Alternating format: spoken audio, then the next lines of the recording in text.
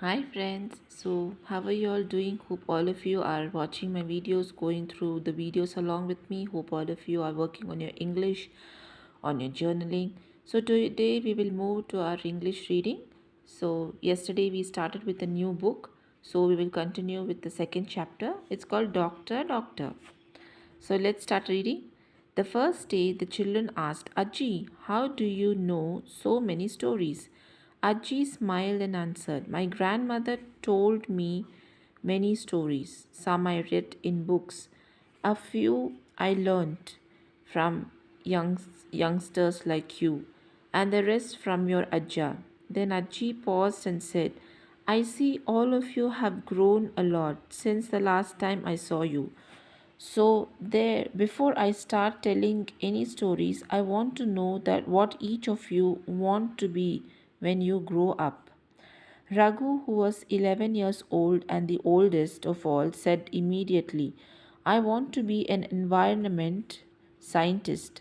Meenu, who was 9, said, I have not decided, maybe a computer person like my dad. Anand, who was 10, said, I want to be an astronaut. And his twin sister Krishna firmly said, I want to become a fashion designer. Ajji smiled. I'm glad all of you have thought about this.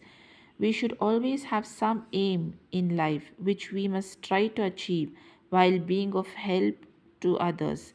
Now, let me tell you a story of a person who learned just such a lesson. Shall we too join Ajji and her gang of young friends and hear the story? So now we will go into the story. On a blazing hot summer afternoon, an old man came walking down a narrow village path. He was tired and thirsty. Right by the road, he spotted a tiny grocery store. It had a tin roof and mud walls. The shopkeeper sat inside, fanning himself and shooing away the flies that were buzzing around in the stifling heat. There was a little bench in front of the store where the villagers met when evening came and the land had cooled down. The old man flopped down on the bench. He was so tired that for a while he could not speak. Finally, he opened his mouth and uttered one word, water. Now, this village had been facing a horrible problem for a long time. It was near a great desert, and the rains came only once a year to fill its ponds.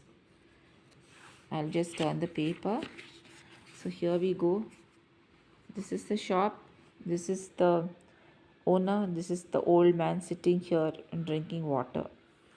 And wells, but the rains had disappeared for the last 2 years, and the villagers had been making do with water from a faraway stream. Every morning, groups of men and women walked a long distance, filled their pots from the little stream, and used that the whole day. Naturally, no one wanted to waste even a drop of this precious water. Yet, how do you say no to a thirsty, tired old man when he asks for water? Without a second thought, the shopkeeper Ravi, who was very kind hearted, poured out a tumbler of water from his pot and gave it to the old man. The man drank it up greedily. Then he said one more word, more, and without waiting for Ravi to give it to him, he lunged for the pot, picked it up, and lifting it to his lips, drank up Ravi's entire day's supply of water. Poor Ravi, what could he do? Not He just stared in dismay. Then he told himself, never mind. After all, I did help someone in need. The stranger, meanwhile, now seemed to feel better. He handed the pot back to Ravi, gave a smile that filled Ravi's heart with warmth, and said, My son, always be kind like this. Help everyone who comes to you, like you help me, and you will be blessed. Then he picked up his stick and slowly hobbled down the road. Ravi watched the strange old man disappear into the distance, then returned to his shop. The afternoon heat grew worse. After a little while, Ravi felt his head was about to burst with a headache. His lips were parched and his throat hurt. It was so dry. He really needed a drink of water, but the visitor had finished it all up. Hoping to coax a drop or two out of the pot, Ravi lifted it to his lips and tilted it. Imagine